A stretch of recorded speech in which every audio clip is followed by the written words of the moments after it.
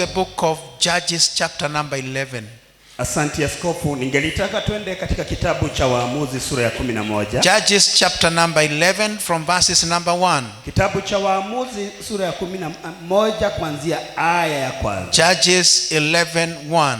Kitabu cha Waamuzi 11 aya ya kwanza. Now Jephthah the Gileadite was a mighty warrior, but he was the son of a harlot. And Gilead was the father of Jephthah. And Gilead's wife bore him sons.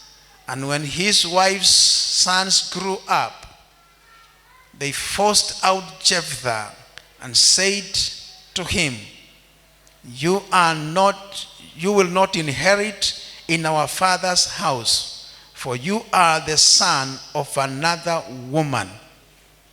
So Jephthah fled from his brothers and dwelled in the land of Tob. And there were worthless men gathered to Jephthah, and they went out with him. Now it came to pass in the process of time that the children of Ammon made war against Israel. And it was so that when the children of Ammon made war against Israel, the elders of Gilead went to fetch Jephthah out of the land of Tob. And they said to Jephthah, Come and be our captain, so that we may fight against the children of Ammon. And Jephthah said to the elders of Gilead, Did not you hate me and expel me out of my father's house? And why have you come to me now when you are in distress? Then the elders of Gilead say to Jephthah, Nevertheless, we are turning now to you now, so that you may go with us and fight against the children of Ammon and be our head over all the inhabitants of Gilead. Father, in Jesus' name, Baba, kwa jina la Yesu, we thank you for your word. tunakushukuru kwa neno lako. Eternal God, receive all the glory. Mungu wa milele, pokea utukufu wote. Talk to us, we are listening. Tunene maana tunasikiza. For in Jesus' mighty name we have prayed, and the church say, That says the Lord. and the church say, let's be seated in the presence of the Lord. Basi tuweze kuketi mbele ya uwepo wa Bwana. Greet your neighbor on my behalf. Tell him or her, I'm going to be a blessing to you. Salimie jirani yako kwa niaba yangu, mwambie nitakuwa baraka kwako. Today I want to talk about a topic. Leo hii ningetaka nizungumze kuhusu kichwa fulani. A setback. A setback is a setup for a comeback. Kurejeshwa nyuma ni kutayarishwa uweze kuwa kwenda mbele. Hallelujah. Hallelujah. Can you speak that again? Hebu nena hivyo tena. Setback is a setup for a comeback.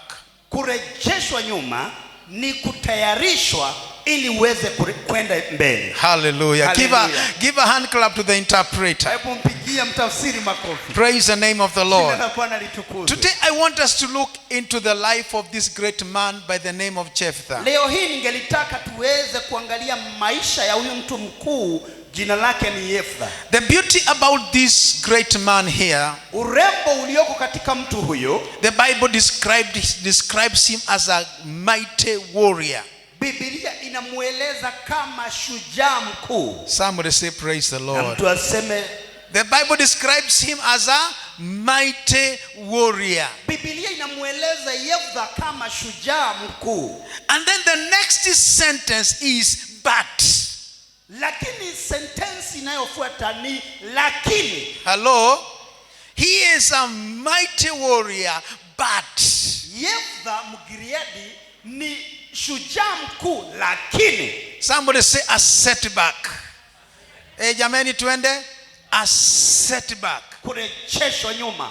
In life we face so many setbacks. Katika maisha tunarejeshwa nyuma mara nyingi. Can I hear somebody say those words? In life we face setbacks. Katika maisha tunakumbana na changamoto za kurejeshwa nyuma. Things that always want to pull us back. mambo ambayo yanataka yatuvute nyuma. It can be financial, marital, any socially, economically, things that bring us back.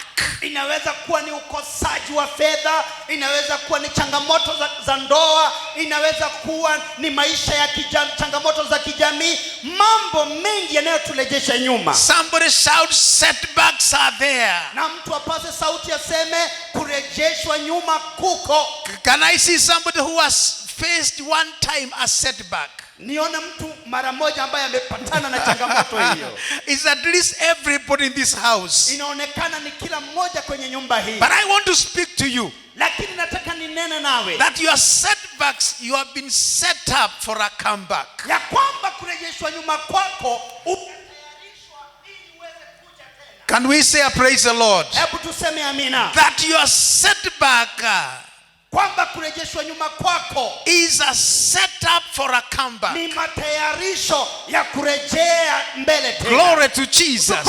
Kwa Yesu. In life you will see setbacks. Katika maisha utaona kurejea nyuma. Here we have a man. Na hapa tuna mtu who faced a setback. Aliyekumbana na kurejeshwa nyuma. His mother, the Bible says, was a harlot. Biblia inatangaza kwamba mamaye huyu Jephthah Mgiliadi alikuwa kahaba. With all that, Jephthah has no problem. Na hayo yote Jephthah hana shida. Because he's not the one who initiated the mother into prostitution. Kwa sababu sio yeye aliyemfanya mamaye kuwa kahaba. But the Bible says something powerful. Lakini Biblia inatangaza kitu cha kipekee. Even if she was a prostitute, hata kama mamaye alikuwa kahaba, in the process of prostitution, katika ile hali ya kufanya ukahaba, she found a husband. Akapata mume. Hey, can we go, church? In the process of prostitution, katika harakati ya kufanya ukahaba. Kwani hamtaki kuongea? Why don't you want to speak? Let's go, church. Do you know that even Rahab was a prostitute, and in the process she found a husband? Sijui kama wewe unatambua kwamba hata Rahabu alikuwa kahaba, lakini katika ile hali ya ukahaba akapata mume. Somebody shout praise the Lord. Mtu aseme Bwana asifiwe. Setbacks kurejeshwa nyuma are setups for a comeback. Ni matayarisho ya kurejea mbele tena. So the Bible tells me something. Basi Biblia inaniambia kitu. When the mother was married to Gilead, wakati ambapo huyu mama aliolewa na Gileadi, she gave birth to other children. Akazaa watoto wengine. Let me talk to somebody here. Hebu ninene na mtu hapa. And I want to speak to your past. Na ninataka ninene hali yako ya hapo kale. Tell your past, you are not going to determine my future. Ambia hali yako ya kale haitaweza. Hey, let's go. You are not going to determine my future. Hali yako ya kale haitaelezea hali yako inayokuja. So the scripture tells us, despite of anything, the mother gave birth to other children. Basi maandiko yanasema kwamba licha ya haya yote, yule mwanamke akazaa watoto wengine. So he had brothers. Basi huyu Jephthah akawa na ndugu. In the process of time, na katika hali ya wakati, hallelujah, hallelujah, the brothers had known this one is not one of us. Ndugu zake walikuwa wamefahamu kwamba huyu Jephthah si mmoja wa baba yetu. And so the Bible says the brothers and the whole village. Na ndiposa Biblia inatangaza kwamba nduguze na watu wote wa kile kitongoji, the elders of the village, pamoja na viongozi wa kitongoji, the spokesman of the tribe, hata mnenaji wa kabila, those who are anointed in Mokoro wa Nyagathanga, wale ambao waliwekwa wakfu kule Mokoro wa Nyagathanga, they said this one is not going to stay here. wakakiri kwamba huyu hatakaa hapa. He was despised, rejected and hated. Akakataliwa, akachukiwa na hata akaweza kufukuzwa. He had a serious setback. Alikuwa na changamoto kubwa ya kurejeshwa nyuma. I want to speak to somebody who has faced a serious setback. Ningetaka ninene na mtu ambaye amekumbana na hali hiyo ya kurejeshwa nyuma. It has been tough on your life. Imekuwa ngumu maishani mwako. But I thank God for one thing. Lakini namshukuru Mungu kwa jambo moja. Despite of the setback, licha ya kurejeshwa nyuma, this man left home. Huyu mtu akatoka nyumbani and went to live with worthless men. Akaenda kuishi na watu wasiofaa. But listen to me, church. Lakini kanisa mnisikize. If your heart is with God, it doesn't matter who hates you. Kama moyo wako uko na Mungu, let's go, church. Nani anakuchukia? Despite, if your heart is with God, kama moyo wako na Mungu, it doesn't matter who hates you. Haijalishi nani anakuchukia. God even uses hated people. Maana Mungu hata hutumia watu waliochukiwa. So this man disinherited Jephthah. Na hivyo basi hawa watu wakamfanya Yeftha kwamba hataweza kurithi chochote. He went to Tob to live with worthless people. Na Biblia inasema kwamba Yeftha akaenda kukaa na watu wasiofaa. But even in that place of worthless people, he still made a name. Lakini hata katika hiyo nafasi ya watu wasiofaa akatengeneza jina. Can I hear the church say that? Even in the midst of worthless people, he still made a name. Let's go, church. Hata miongoni mwa watu wasiofaa Yeftha akatengeneza jina. Wacha kutujiririsha hapa kila wakati, kutulilia hapa. You can make a name in whatever position you are. Stop mourning here and crying all over. Hata katika kuishi maisha ya watu wasiofaa, bado unaweza tengeneza jina. Praise the Lord. Jina la Bwana litukuzwe. Even after having an irregular birth, hata baada ya kuzaliwa nje ya ndoa, the sins of the parents were following him. Na hata dhambi za yule mamaye zilikuwa bado zinamfuata. Shame was following him. Aibu inamfuata. But one thing he did, lakini kitu kimoja alichofanya, he never allowed the sins of the mother to injure him permanently. Hakuruhusu dhambi za mama yake ziweze kumletea madhara makubwa maishani mwake. Somebody say praise the Lord. Na mtu aseme Bwana asifiwe. The brothers closed the door of honor. Wale nduguze wakafunga mlango wa heshima. Praise the Lord. Hallelujah. People will want to close doors for you. Watu watataka wafunge milango kwa ajili yako. Ambia watu karibu nawe waambie hivyo. Can you tell people around you? Watu ni maexpert ya kufungia wale wengine milango. Watu wameajibika kufungia wengine milango. But praise the Lord. Lakini Bwana asifiwe. If God opens a door, nobody can close it. Kama Mungu atafungua mlango, hakuna yeyote atakayeifunga. Glory to Jesus. Tukufu kwa Yesu. So we can see Jephthah goes out, he has a wife. Basi tunaona Yeftha amefukuzwa, ametoroshwa, sasa ana mke, and he has a daughter. Na akona binti. A daughter who stood by the father. Binti aliyesimama na baba yake. Glory to Jesus. Tukufu kwa Yesu. So what does this tell me? Basi inaniambia nini? Jephthah lived there and he made a name. Yeftha akaishi kule akatengeneza jina. And in the process, na katika hali, the Amorites came to attack Israel. Waamori wakaja ili waweze kupigana na mahali Yeftha alitoka. And when they heard that, na waliposikia hivyo, my scripture says, maandiko yangu yanasema, they came to look for Jephthah. Wakaja wakimtafuta Yeftha. Praise the Lord. Bwana asifiwe. So chasing him did not determine his destiny. Hivyo basi kumfukuza haikuweza kuelekeza maisha yake. Even in high isolation, he still kept his faith. Hata katika kutengwa, bado huyu Yeftha alihifadhi imani yake. This man still had God as his object of faith. Na huyu mtu ametufundisha hali sasa ya imani. He was still a loyal servant of God. Bado akawa mtu ambaye ameajibika katika kumtumikia Mungu. Glory to Jesus. Tukufu kwa Yesu. And the scripture says, na maandiko yanasema, a very powerful word. Andiko kuu. They came, wakaja, told him, wakamwambia, nevertheless, hata hivyo, come and be our leader. njoo uweze kuwa kiongozi wetu. I want to talk about 5 principles Ningetaka niweze kunena kuhusu kanuni 5 that made Jephthah great. zilizomfanya Yeftha kuwa mkuu. One of the things I want you to see, Baadhi ya mambo ningetaka uone. the Amorites are attacking Israel Waamori wamekuja ili waweze kushambulia Israeli because of a land issue. kwa sababu ya changamoto ya ardhi. Hallelujah. They want the land back. Wanataka wanyakue ardhi tena. They say the Israelites, you must give us back that land. Wanaambia Waisraeli kwamba sharti mtupatie hiyo ardhi tena. I thank God for Jephthah. Jephthah belongs to the tribe of Manasseh, and he had good knowledge of their land.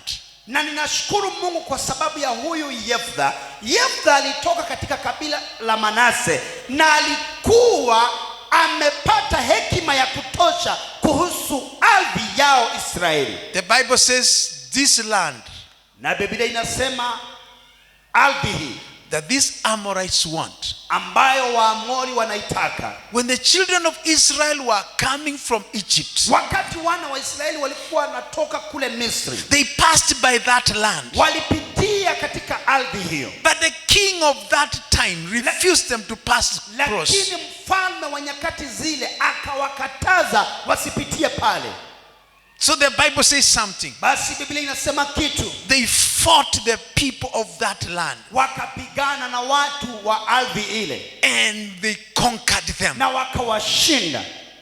By the power of God, they conquered. Kupitia nguvu za Mwenyezi Mungu wakashinda. So Jephthah is telling them, Basi Yeftha anawaambia 300 years ago, miaka 300 iliyopita our God conquered this land for us. Mungu wetu alishinda ardhi hii kwa ajili yetu. You cannot repossess it. Hamwezi kuinyakua tena. This is ours. Maana hii ni yetu. Somebody say praise the Na mtu Lord. aseme Bwana sifiwe.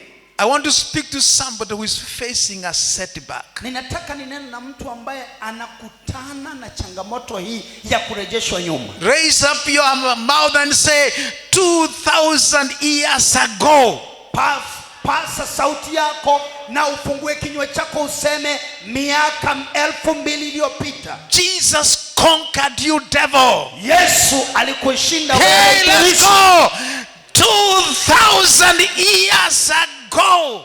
Miaka 2000 iliyopita Jesus conquered you, devil. Yesu alikushinda wewe ibilisi. You cannot possess me again. Hauwezi kunimiliki tena. Jephthah said 300 years ago. Yeftha akapasa kinywa akasema miaka 300 iliyopita Our God conquered this land for us. Mungu wetu alinyakua ardhi hii kwa ajili yetu. And you cannot repossess Na it. hamwezi kuichukua tena. And Jephthah did something. Na Yeftha akafanya kitu. Before he went for battle, Kabla hajaenda kwenye vita, he made a vow akaapa before God. mbele ya Mwenyezi Mungu. And he says, Na akasema, Father, Baba, if I go kama nitaenda and win, na niwashinde. hello, Hello? the first person to come out of my house, Mtu wa kwanza kutoka katika nyumba yangu, I will give him as a burnt offering. nitamtoa kama sadaka ya kuteketeza. Praise the Lord. Hallelujah. And the Bible says, after God gave him victory, Na Biblia inatangaza kwamba baada ya Mungu kumpa ushindi, he was walking back home. alikuwa anatembea akirudi nyumbani. A man holding a vow. Mtu ambaye ameshikilia kiapo. Aya tuende kanisa. A man holding a vow. Mtu ambaye ameshikilia kiapo. Whoever will come out of my house, Yeyote atakaye toka kwa nyumba yangu, I will give him as a burnt offering. basi mimi nitamtoa kama sadaka ya kuteketeza. I want to make a correction somewhere. Ninataka niweze kusahihisha mahali. Jephthah knows the word of God. Yeftha anajua neno la Mungu. And human sacrifice was never accepted. It was cancelled in the law of Moses. Na sadaka ya kutoa mwanadamu kama kafara ilikuwa imetolewa na haiko katika sheria za Musa. His answer was two ways. Jawabu lake lilikuwa ni mara mbili. Whoever comes out of my house, yeyote atakayetoka kwa nyumba yake, I will dedicate him for the service of the Lord. Nitamweka wakfu kwa ajili ya kazi ya Mungu. Am I talking to a church? Je, nasema na kanisa? And if anybody will not come out, na kama hakuna yeyote atakayetoka, I am going to give a burnt offering. Mimi ndiye nitakayetoa sadaka ya kuteketeza. Give a hand clap to the Lord. Hebu pigia Bwana makofi. Am I talking to a church? Sijui nazungumza na kanisa. So when he was getting closer to the house, basi alipokuwa nakaribia nyumbani, the daughter came out. Yule binti akaja. The only daughter. Binti wa kipekee. I say the only one. Nasema wa kipekee. And he gave that daughter. Na akamtoa yule binti. And dedicated her to the service of the Lord in the rest of her life. Na akaweza kumweka wakfu kwa ajili ya kufanyia Mungu kazi katika hekalu yake maishani mwake mwote. I want to talk about the 5 powerful lessons about Jephthah. Ninataka nizungumze kuhusu mambo matano tunayojifundisha na Yeftha. If you are going through a setback, kama wewe unapitia kurudishwa nyuma, I tell you in Jesus' name, you are being set up for a comeback. Ninakwambia kwa jina la Yesu kwamba wewe unatayarishwa ili uweze kurejea tena. Many have lost their jobs. Wengi wamepoteza kazi zao. That's a setback. Hiyo ni kurejeshwa nyuma. Many have closed their businesses. Wengi wamefunga biashara zao. That is a setback. Hiyo ni kurejeshwa nyuma. I tell you in Jesus' name, nakwambia kwa jina la Yesu, you are coming back. wewe utarejea tena. Somebody shout and say, I am coming back. Na mtu apase sauti aseme kwamba Hey, let's go church. I am coming back. Kanisa tuseme tena kwamba tunarejea. Principle number 1. Kanuni ya kwanza You see about Jephthah. ambaye tunaona kuhusu Yeftha. If you are going to be to face a comeback, kama wewe utaweza kutayarishwa ili ukuje tena, from a setback to a comeback, kutoka kurejeshwa nyuma hadi kuletwa mbele tena. Hebu sema hiyo, from a setback to a comeback. Principle number 1. Tabia ya kwanza, Jephthah is a man who kept his words. Yeftha ni mtu ambaye aliweka neno lake. When you don't keep your words, you lose credibility. Kama wewe hauweki maneno yako, basi unapoteza heshima. Ask your neighbor, do you keep your words? Muulize jirani yako, je, wewe huweka maneno yako? Hey guys, can we go? Do you keep your words? Je, wewe huweka maneno yako? For you to experience from a comeback, from a setback to a comeback, you must be a woman, a man who keeps his words. Kama wewe unataka uweze kutayarishwa vizuri kutoka kwa kurejeshwa nyuma na kurejeshwa tena, lazima uwe mwanamke au mwanamume ambaye anaweka maneno yake. People who keep their words, they are responsible and mature. Watu wanaoweka maneno yao ni watu ambao wameajibika na ni watu ambao wamekomaa. Somebody who keeps his word is truthful. Mtu ambaye anaweka neno lake ni mtu ambaye ni wa kweli. Glory to Jesus. Tukufu kwa Yesu. So from a setback to a comeback, you must be a man who keeps his word. Basi kutoka kwa kurejeshwa nyuma utayarishwe uweze kurejea tena mahali pako, lazima uwe mtu anayeweka maneno yake. Principle number 2. Tabia ya pili, be a man who fulfills your vows. Uwe mtu ambaye anatekeleza kiapo chake. Be a woman and a man who makes vows. Uwe mtu mwanamume mwanamke ambaye anaweka nadhiri. Hello? I know people fear to make vows. Najua watu wanaogopa kuweka nadhiri. But God loves vows. Lakini Mungu anapenda nadhiri. Hey. Because God knows you are a committed person. Kwa nini? Kwa sababu Mungu anajua kwamba wewe ni mtu ambaye ameajibika. So Jephthah, despite of the setback, basi Jephthah licha ya kurejeshwa nyuma, hallelujah, he's living with worthless people. Anaishi na watu wasiofaa. But he wants to make sure that those people have come to look for him, he's not going to fail. Lakini anataka kuhakikisha kwamba wale watu wanakuja kumtafuta yeye hatashindwa. The elders have come for him. Viongozi wamemjia. So he makes sure I have to win. Basi anahakikisha kwamba sharti aweze kushinda. And I cannot win it alone. Na siwezi kushinda peke yangu. I want to commit God in my winning. Ninataka nimhusishe Mungu katika ushindi wangu. Praise the Lord. Bwana asifiwe. And then he says, God, whoever will come out. Na ndiposa anaweka nadhiri, anasema Mungu yeyote atakayetoka. Who knew would come out? Nani alijua ni nani atakayetoka? Hey, let's go church. Nani alijua ule atatoka nje? Only God. Only God. Mungu tu. And remember today, church. Nakumbuka leo hii kanisa. Hallelujah. Hallelujah. For a daughter like that one to be consecrated to the service of the Lord, it meant so much. Kwa binti kama yule kuwekwa wakfu kwa ajili ya kazi ya Bwana ilimaanisha sana. It's the way Hannah gave Samuel to the service of the Lord. Ni kama jinsi yule Hana aliweza kumweka wakfu Samueli kwa ajili ya kazi ya Bwana. So the daughter of Jephthah has to stay in the temple of the Lord the rest of her life. Hivyo basi huyu binti wa Jephthah ni lazima akae hekaruni ili amtumikie Bwana siku zote za maisha yake. She will never be married. Hatawahi kuolewa.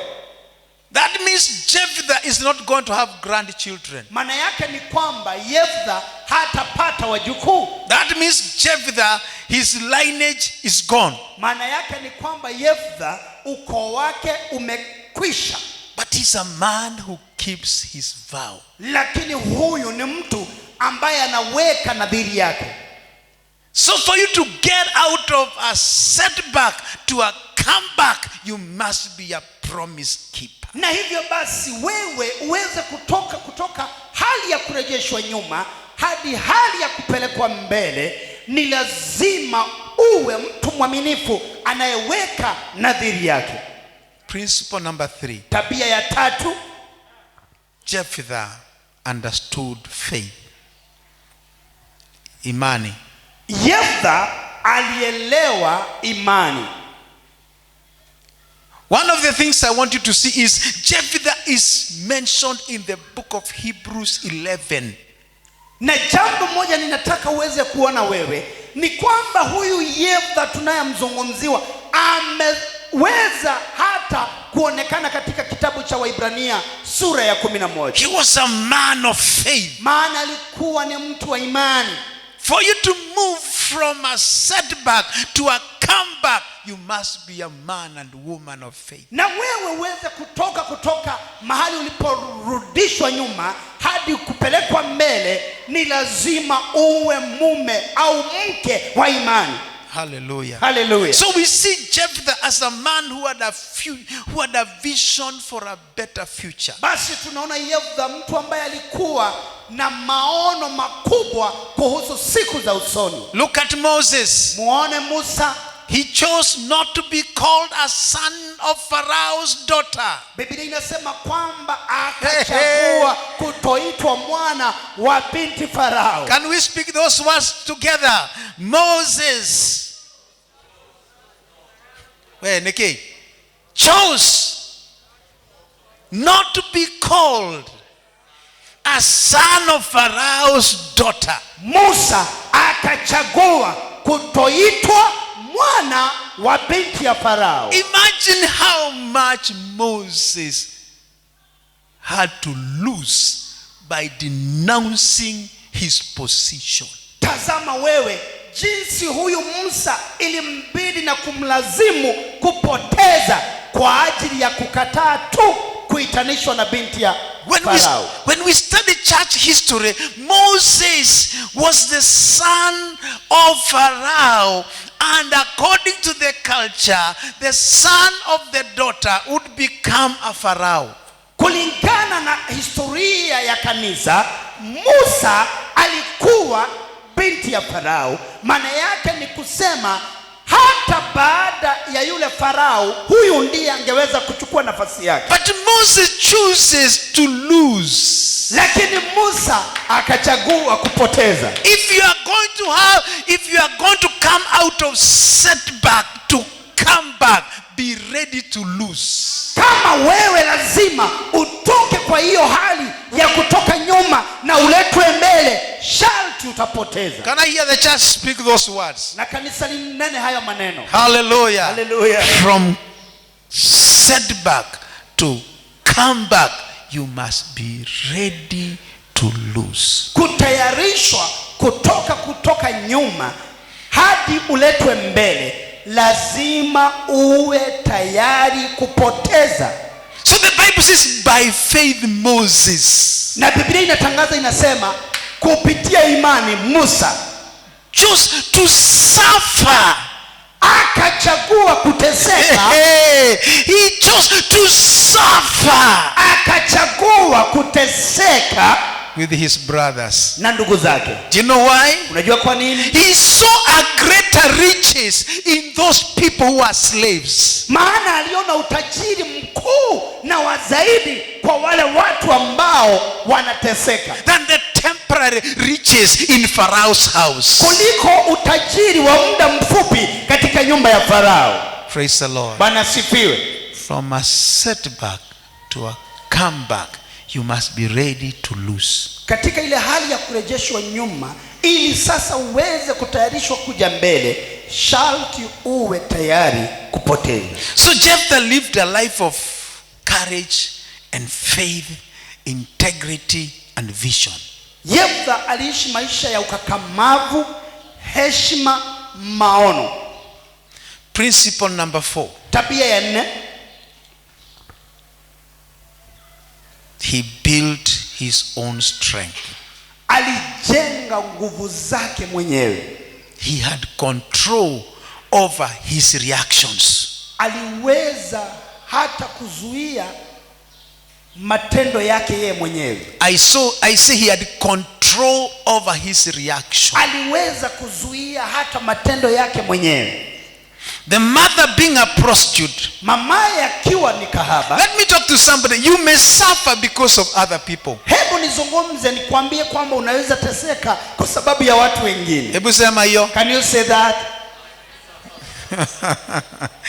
Hallelujah. Hallelujah. Jesus suffered because of us. Yesu aliteseka kwa ajili yetu. But there's something I want to speak to this house. Lakini kuna kitu ningetaka ninene na kanisa. Despite of the mother being a prostitute, licha ya mamaye kuwa ni kahaba, despite of him dealing with a mess that is not his, na licha yake kuweza kukumbana na hali ambayo haikuwa ni yake. Sometimes God is more concerned in developing your character than comfort. Wakati mwingine Mungu amewajibika ili aweze kujenga tabia yako kuliko kutoshereka. Hebu sema hiyo Kiingereza. Can you say that English? And write it in yellow.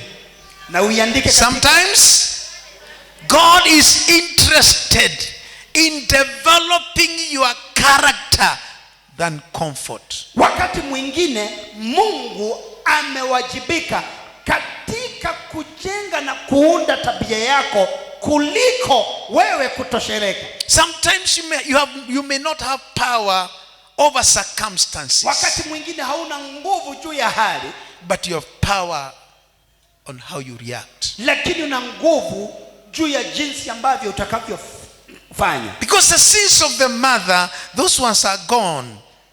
They are not there to direct his future. Maana dhambi za mamaye hizo zimeondoka, haziko pale ili ziweze kuashiria maisha yake. He built strength. Akajenga nguvu. Hallelujah. I speak to somebody here, build strength. Nazungumza na mtu hapa, jenga nguvu. Some people are very good at keeping on reminding us what they were, where they came from, how they suffered. Leave it alone. The future is ahead of you. Watu wengine wameweza kuwa mashuhuri sana kwa kutuambia mahali walitoka, jinsi walivyoteseka, kile ambacho wamepitia. Iache, jenga nguvu yako. Jabez was given a name by the mother, pain and sorrow, but he decided to go above that name. Jabezi akaweza kuitwa jina uchungu na kilio, lakini akaweza kuenda zaidi ya jina hilo. Praise the Lord. Jina la Bwana litukuzwe. Principle number 5. Tabia ya 5. He lived close to God. Aliishi karibu na Mungu. In good times and bad times. Katika siku nzuri na siku mbaya. So despite of anything, basi licha ya chochote, good or bad, iwe ni nzuri au ni mbaya, stay close to God. Ukae karibu na Mungu. The great man of the Bible by the name of Job, mtu mkuu kwa jina katika Biblia kwa jina Ayubu, the Bible says he lost everything in a day. Na Biblia inasema kwamba huyu Ayubu akapoteza kila kitu siku moja. He lost 10 children in a day. Akapoteza wana 10 siku moja. He lost all properties in a day. Akapoteza utajiri wake wote siku moja. What does the Bible say? Biblia inasema nini? The Bible says he bowed down. Biblia inasema kwamba inama chini. Let's go church. He bowed down. Biblia inasema kwamba akainama chini. That means inamaanisha he bowed down in bad times. Aliinama chini nyakati ambazo ni mbaya. He worshiped God in bad times. Akaabudu Mungu siku ambazo zilikuwa ni mbaya. Gusa mtu karibu na wewe mwambie, even in bad times worship the Lord. Can you Hey, let's go church. Hey, kule tuende kanisa, even in bad time worship the Lord. Praise the Lord. And what did the wife say? Naye mkewe akasema nini? Curse this God and die. Mlaani huyo Mungu ili ufe. Hallelujah. Hallelujah. And what did the husband say? Naye mumewe akamwambia nini? You have spoken. Umenena. Kwani nyinyi hamjui Biblia? Kama mwanamke mpumbavu. Haya, ongeeni. You have spoken like a foolish woman. Mama anawezaje kuzaa watoto 10 na ni mjinga? How can a woman bear 10 children and she is foolish? Foolish women. She was not addressing her as a woman. Job was addressing the spirit. Yeye hakuwa anazungumzia wanawake wake, alikuwa anazungumzia kuhusu roho iliyokuwa ndani yake. Hallelujah. Hallelujah. He was telling her, alikuwa anamwambia, shall we only always rejoice when things are okay, and when they are not okay we don't worship this God? Alikuwa anamuelezea kinagaubaga, je, sisi tutafurahia na kutumbuiza wakati ambapo mambo ni mazuri, lakini yakiwa mabaya tumlaani Mungu? So the simple and clear language is, if you are down, you rise again. Basi lugha ambayo ni rahisi inayoeleweka ni kwamba wakati ambapo uko chini utainuka tena. Praise the Lord. Hallelujah. So every setback, basi kila changamoto ya kurejeshwa nyuma, for you to have a comeback, ili wewe utayarishwe kuja mbele tena, you must be close to God. Lazima uwe karibu na Mungu. You must be a worshipper of God. Lazima uwe mwabudu wa Mungu. His brothers just saw Ndugu zake wao waliona tu an enemy, adui, but they never saw a servant of God. lakini hawakuona mtumishi wa Mungu. So church, Basi kanisa, I want to speak to somebody. ningetaka ninene na mtu. Whatever the setbacks, Haijarishi umerejea nyuma namna gani, I declare there is going to be a comeback. ninakutangazia kwamba utakuja mbele tena. Those who chased you, they are going to look for you. Waliokufukuza Aya, twende kanisa, hey, let's go. Those who chased you, wale waliokufukuza they'll come for you. watakutafuta. Those who abused you, Waliokutusi they will sing for you. watakuimbia wewe. In Jesus' mighty Kwa name. jina kuu la Bwana. Praise the name of the Jina Lord. la Bwana litukuzwe. So whatever the setback, Basi haijalishi ulirejeshwa nyuma namna gani, tell it there is a comeback. iambie kwamba kuna kurudi mahali nilipokuwa. In Jesus' mighty Kwa name. jina kuu la Yesu. Can we all just rise up in the presence of the Zote tuweze Lord?